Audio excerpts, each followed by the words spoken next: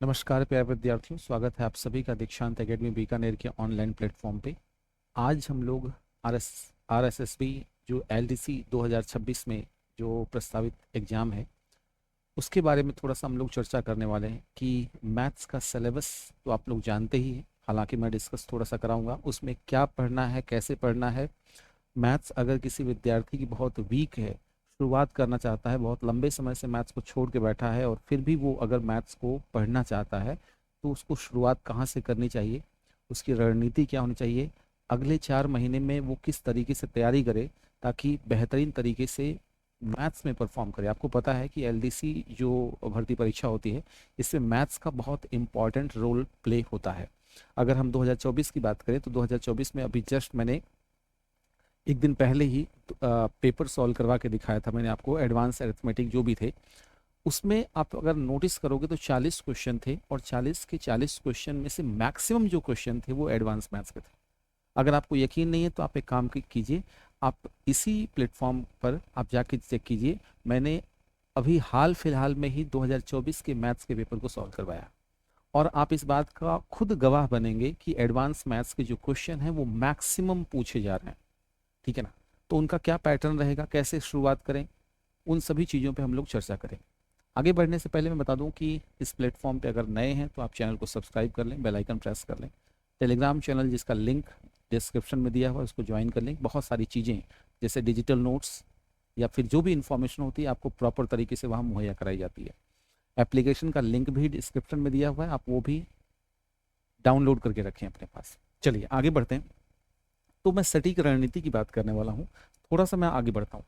मैंने कहा कि सर अगर हम सिलेबस की बात करें तो आपको पता है कि सिलेबस में आपको मैक्सिमम चीज़ें पता है। मैं बहुत ज़्यादा इस पे सिलेबस पे डिस्कस नहीं करूँगा कि कितने घंटे का और कितने मार्क्स का है, वो सब चीज़ें आपको पता है ऑलमोस्ट। आपको पता है कि दो चीज़ों में, ये दो पार्ट में डिवाइड है, सामान्य ज्ञान और सामान्य ज्ञान हिंदी इंग्लिश, मतलब दूसरा तो लैंग्वेज वाला हो गया, और फर्स्ट जो होगा उसमें मैथ्स इंग्लिश और मैथ्स है, साइंस है, और आप कह सकते हो कि जीके है। ठीक है ना? ये पैटर्न है अपना। ठीक है ना? क्लियर है? तो उसको किस तरीके से पढ़ना है मैं बताता हूँ आपको। हमने कहा कि सर ऐसा है, इसके सिलेबस पे थोड़ा सा हम लोग चर्चा करते हैं। अगर आप सिलेबस देखो तो मैंने उसी को टाइप करवा दिया है ताकि आप बेहतरीन तरीके से विजिबिलिटी के साथ, क्लैरिटी के साथ हिंदी इंग्लिश दोनों में आप देख पाएँ।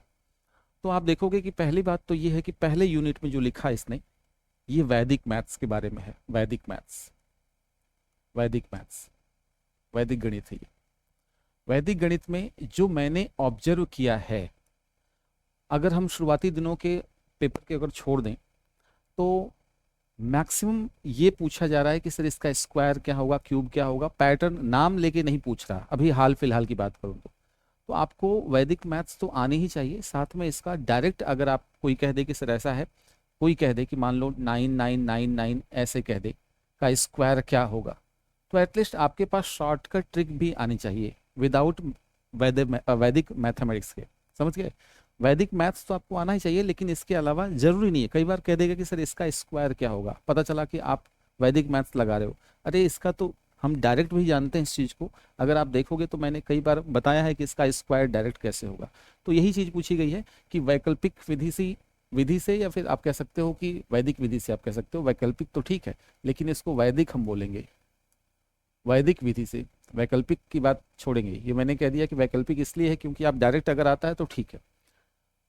Square square root, cube cube root, यानी घन घनमूल, वर्ग वर्गमूल आपको पता होना चाहिए। जैसे मैंने यही बता दिया, किसी ने कह दिया कि सर ऐसा है 79 का क्यूब प्लस 58 का क्यूब क्या होगा, तो उसके बारे में कैसे जानकारी लेनी देनी है। वैदिक मैथ्स तो आनी चाहिए, लेकिन आप शॉर्टकट तरीके से, आप जिस भी तरीके से कर रहे हैं आप उस तरीके से भी कर सकते हैं। हालांकि मैंने क्यूब स्क्वायर रूट सब कुछ बताया है। वर्गमूल, बड़ी बड़ी संख्याएं अगर दी गई होंगी, जैसे 6 7 8 5 4 इस तरीके से दिया हुआ है, तो वर्गमूल इसका कैसे निकाला जाता है, पॉइंट में, दशमलव में, या फिर सीधा सीधा इंटीजर वैल्यू में, पूर्णांक वैल्यू में कैसे निकाला जाता है, उसके बारे में ये पूरा यूनिट जो है वो कवर करता है। क्लियर है? यूनिट फर्स्ट में आपको वैदिक मैथ्स के अलावा आपको बेसिक कैलकुलेशन भी आनी चाहिए डायरेक्ट वे में। ठीक है ना? आगे बढ़ते हैं। यूनिट सेकंड की अगर हम बात करें, सेकंड यूनिट की हम बात करें, तो उसमें एलजेब्रा है ये, ठीक है ना, ये बीज गणित का पोर्शन है, ये बीज गणित का है, एलजेब्रा का है। तो एलजेब्रा में अगर 2024 की हम बात करें, ठीक है ना, अब देखो 2024 में इसमें कोई क्वेश्चन नहीं पूछा गया, 2024 में इसमें से कोई भी क्वेश्चन नहीं पूछा गया है डायरेक्ट, ठीक है ना, वैदिक मैथ्स का कोई भी क्वेश्चन डायरेक्ट नहीं पूछा गया, ठीक है ना, डायरेक्ट नहीं पूछा गया, आप चेक कर लेना।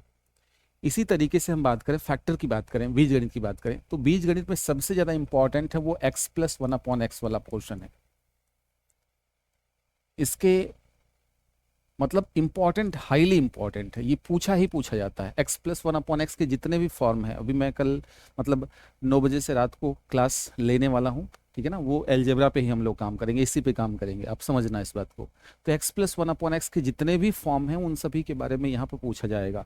तो पहली बात तो ये कि गांठ बांध करके आप x+1/x वाला फॉर्म, अच्छा, इसमें इसको सीखने से पहले बेसिक जो सूत्र है, बेसिक सूत्र, बेसिक जो फॉर्मूला है, a+b का होल स्क्वायर और a³ का होल क्यूब है, ये बेसिक बेसिक जो फॉर्मूले हैं, मैं आपको 10-12 फॉर्मूले लिखवा दूंगा और उसी पर हम लोग बार बार प्रैक्टिस करेंगे ताकि एलजेब्रा आपकी मजबूत रहे, ठीक है ना। फॉर्मूला है भाई, एडवांस मैथ्स में अगर देखा जाए तो फॉर्मूला है, हर 3 कदम पे नए नए फॉर्मूले बनेंगे, उनको थोड़ा सा आप लोगों को जहाँ भी बैठते हो वहाँ पे लिख करके चिपका दो, मैक्सिमम टाइम उसका इंटरेक्शन होना चाहिए। तो मैंने आपको बताया कि एक तो बेसिक फार्मूला, x+1/x के जितने भी 4-5 आपके लेवल के फॉर्मूले होंगे उनको आपको लर्न करना है। जैसे x+1/x से x² + 1/x² की वैल्यू, x³ + 1/x³ की वैल्यू, x4 भी पूछ सकता है, ठीक है ना, x4 दे करके x+1/x पूछ सकता है। तो ये सारी जानकारी इसी में है। उसके बाद बात करते हैं गुणनखंड की। तो गुणनखंड में द्विघात समीकरण वाला जो क्वेश्चन होता है उसको किस तरीके से तोड़ना होता है, ठीक है ना, ax² + bx + c अगर दिया गया हो उसको किस तरीके से ब्रेक किया जाता है। श्रीधराचार्य फॉर्मूला हो गया, क्योंकि द्विघात समीकरण है, इसमें द्विघात समीकरण है श्रीधराचार्य वाला। फैक्टर का मतलब ये है कि आपको एक क्वेश्चन दे देगा, कह देगा कि सर इसका फैक्टर क्या हो सकता है। तो फैक्टर में आपको जैसे बेसिक फार्मूला अगर याद रहेगा, अगर बेसिक फार्मूला याद रहेगा तो फैक्टर कर पाओगे, नहीं तो हम वैल्यू पुटिंग कॉन्सेप्ट का भी इस्तेमाल करके क्वेश्चन को सॉल्व कर देते हैं, कोई दिक्कत वाली बात नहीं है। ये एलजेब्रा वो नहीं है जो हम लोग 11th या 10th क्लास में पढ़ा करते थे, थोड़ा सा हम लोग उसमें भी वैल्यू पुटिंग कॉन्सेप्ट का इस्तेमाल कर सकते हैं। सर एलजेब्रा में वैल्यू पुटिंग, ये तो नई चीज बता दी, मैं कराता हूँ, ठीक है ना, मैं करवाता हूँ। वैल्यू पुटिंग कॉन्सेप्ट का इस्तेमाल करके हम लोग काम करते हैं और आप देखना मैं इसको बहुत शानदार तरीके से, 10th क्लास वाली तो मैथ्स तो है ही, लेकिन उसमें हम लोग इजी भी कर सकते हैं। आप वैल्यू पुट करने के देखोगे, अगर 2024 का पेपर सॉल्यूशन देखोगे तो मैंने कई जगह वैल्यू पुट करके बता दिया है, जीरो पुट करवा दिया है, ठीक है ना। तो वो यूनिक मेथड जो है वो सब चीजें आपको पता होनी चाहिए। लीनियर इक्वेशन का मतलब रेखिक समीकरण, इसमें जैसे उसने कह दिया कि सर ऐसा है, x+2y है की वैल्यू दे दी उसने 70 दे दी, x-5y की वैल्यू उसने 40 दे दी, तो कहेगा कि x और y की वैल्यू क्या होगी, उसको हम बोलते हैं रैखिक समीकरण, ठीक है ना।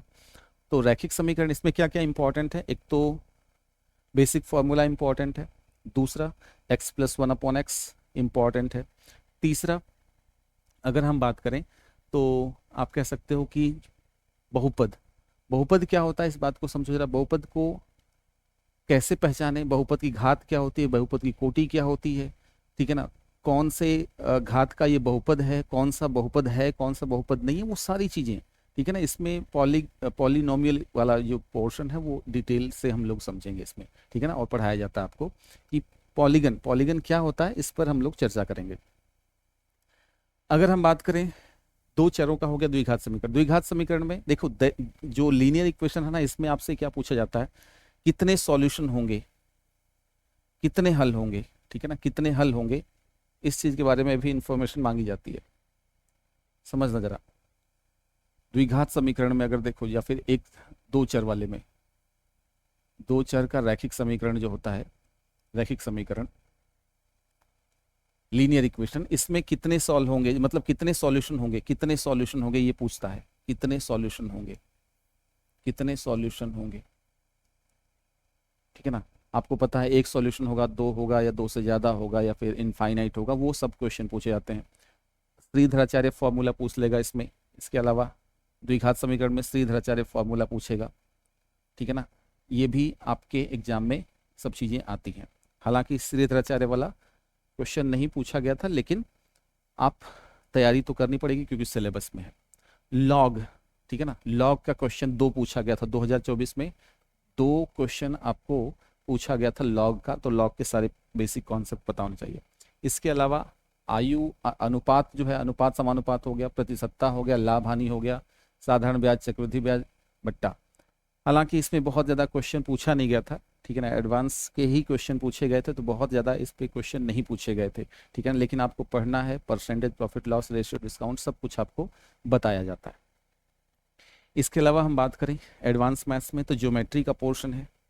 ज्योमेट्री, ज्योमेट्री में आपको जो पढ़ना है, आप समझिए इस बात को। पहली बात तो रेखा एवं कोण पढ़ना आपको, रेखा एवं कोण, रेखा एवं कोण पढ़ना आपको, ठीक है ना। रेखा एवं कोण मतलब लाइन एंगल वाला जो पोर्शन है। संगत कोण क्या होता है, शीर्षाभिमुख कोण क्या होता है, आप कह सकते हो कि अंतः कोण क्या होता है, दोनों अंतः और बाह्य कोणों का योगफल क्या होता है, वो सारी जानकारी इसमें आपसे मांगी जाती है। इसके अलावा हम बात करें अगर, ठीक है, रेखा कोण हो गया, फिर two tangent drawn collinear figure, वो ठीक है। आप कह सकते हो त्रिभुज, त्रिभुज में भी क्या पढ़ना है आपको, समझो जरा। बेसिक ट्राइंगल का बेसिक आपको पढ़ना पड़ेगा, बेसिक पढ़ना है, प्लस सर्वांग समता, नहीं, सर्वांग समता से पहले त्रिभुजों के केंद्र, त्रिभुज के केंद्र, त्रिभुज के केंद्र, उसके बाद सर्वांग समता, सर्वांग समता, फिर समरूपता, ठीक है ना, समरूपता, ठीक है, समरूपता, ठीक है ना, ये चीज होगी। त्रिभुज के केंद्र इसमें लिखा हुआ नहीं है, लेकिन आपके एग्जाम में पूछा गया है। 2 क्वेश्चन त्रिभुज के केंद्र के पूछे गए थे, 2 क्वेश्चन त्रिभुज के केंद्र के पूछे गए थे, एक सर्वांग समता का, एक समरूपता का क्वेश्चन पूछा गया था, ठीक है ना, इस बात को ध्यान रखना आपको। और इसके अलावा हम बात करें तो चतुर्भुज पढ़ना पड़ेगा तो, ठीक है ना, 3 नंबर पे हम चतुर्भुज की बात करेंगे। चतुर्भुज भी आपको थोड़ा पढ़ना पड़ेगा, चतुर्भुज पढ़ना पड़ेगा। उसके बाद वृत्त पढ़ना पड़ेगा, ठीक है ना, वृत्त आपको पढ़ना। हालांकि सिलेबस में बहुत चीज़ें मेंशन नहीं है, लेकिन क्वेश्चन आता है और पूछा जा सकता है, इसलिए वृत्त आपको पढ़ना है क्लियर तरीके से, ठीक है ना। निर्देशांक ज्यामिति मतलब, निर्देशांक ज्यामिति मतलब जो कोऑर्डिनेट ज्योमेट्री है, दूरी सूत्र हो गया, विभाजन सूत्र हो गया, अंतः विभाजन, बाह्य विभाजन हो गया, डिस्टेंस फॉर्मूला, ट्राइंगल दे देगा, कह देगा बताओ किस प्रकार का ये त्रिभुज है, समबाहु है, समद्विबाहु है, ठीक है ना, उस तरीके का। हालांकि मैंने बहुत डिटेल्ड इस चीज़ को पढ़ाया है आप लोगों को, लेकिन अभी के लिए तो इसमें मध्य दूरी सूत्र और यही सब आंतरिक और आंतरिक और बाह्य विभाजन है, ठीक है ना, क्लियर है। तो ये निर्देशांक ज्यामिति हो गई, इस बात को ध्यान रखना है यहाँ पे, कार्तीय निर्देशांक ज्यामिति इसको बोलते हैं। अगले पैटर्न की बात करें तो मैंसुरेशन 3D है, ये मैंसुरेशन है, ये मैंसुरेशन, मैंसुरेशन की अगर हम बात करें तो इसमें क्या है, 2D, 2D में क्या पढ़ना है, एक तो आपको पढ़ना है त्रिभुज, वृत्त, चतुर्भुज, ठीक है ना।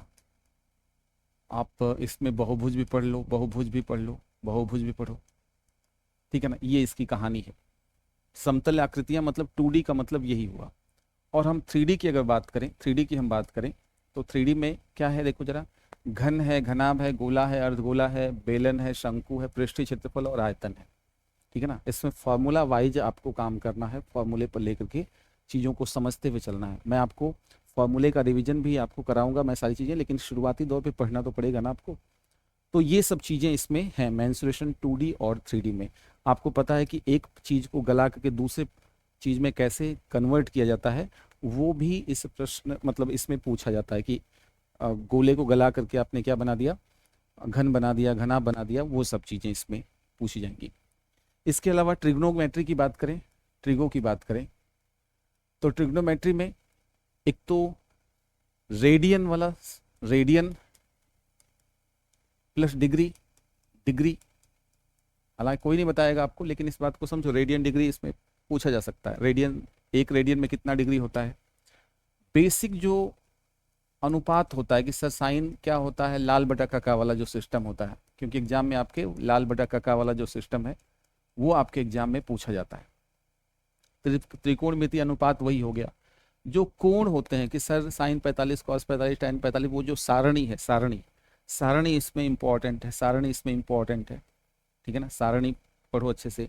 इसके अलावा आपने नोटिस किया होगा कि पूरक कोणों का जो सिस्टम होता है, पूरक कोणों का मतलब sine 90 plus theta, sine 270 plus theta, वो वाला है ना, माइनस में वैसे फर्स्ट क्वाड्रेंट में होता है, साइन 90 माइनस थीटा।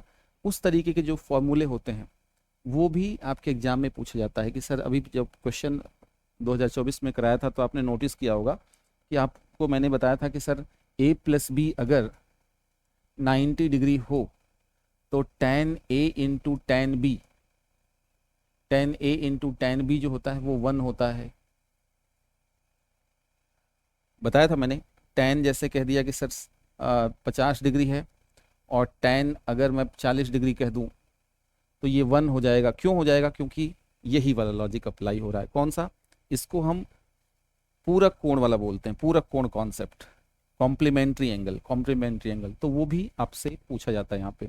इसके अलावा sine 2 theta, cos 2 theta, tan 2 theta, ठीक है ना। आप ये जो फॉर्मूले हैं त्रिकोणमितीय वाले, कौन से? Sine square theta plus cos square theta 1 होता है, 1 प्लस tan स्क्वायर साइक स्क्वायर होता है। ये जो सारणी है, फॉर्मूले हैं, वो सब चीज़ें इसमें चाहिए। 10th क्लास की मैथमेटिक्स वाली बुक ले आओ, मैं आपको उसमें से भी करा दूंगा, और यहाँ पर हम लोग कर ही रहे हैं। दूरी ऊंचाई का मतलब अवनमन कोण, उन्नयन कोण, कोई ऑब्जेक्ट ऊपर है उसको एंगल कितना बना के देखा जा रहा है, ये सब चीज़ें इसमें पूछी जाती हैं, ठीक है ना। ये बात आपको ध्यान रखनी है। तो ये हो गया सामान्य समस्याएं हो गई। ये हो गया स्टेटिस्टिक्स वाला कि सर बार ग्राफ हो गया, पाई चार्ट हो गया, इस तरीके से दिया जाता है ना, इतना डिग्री 65 डिग्री है, ये 70 डिग्री है।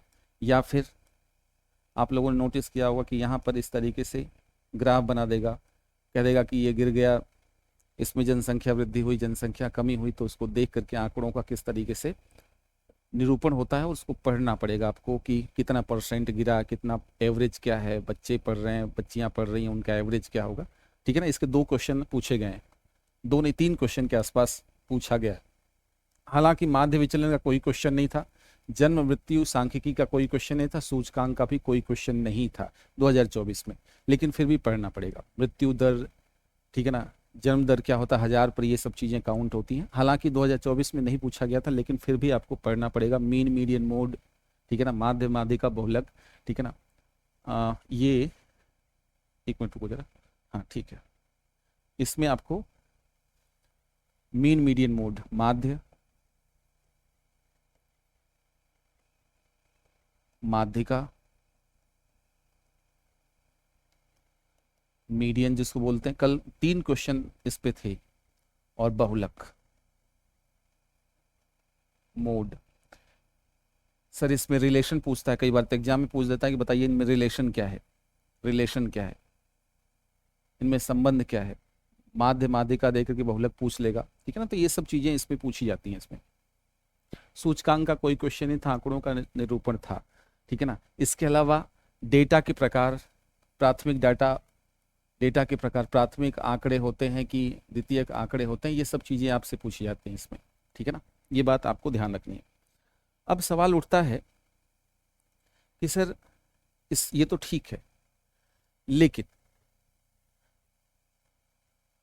मैथ्स का सिलेबस तो आपने बता दिया, लेकिन शुरुआत कैसे करें, शुरुआत कैसे करें, शुरू कैसे करें?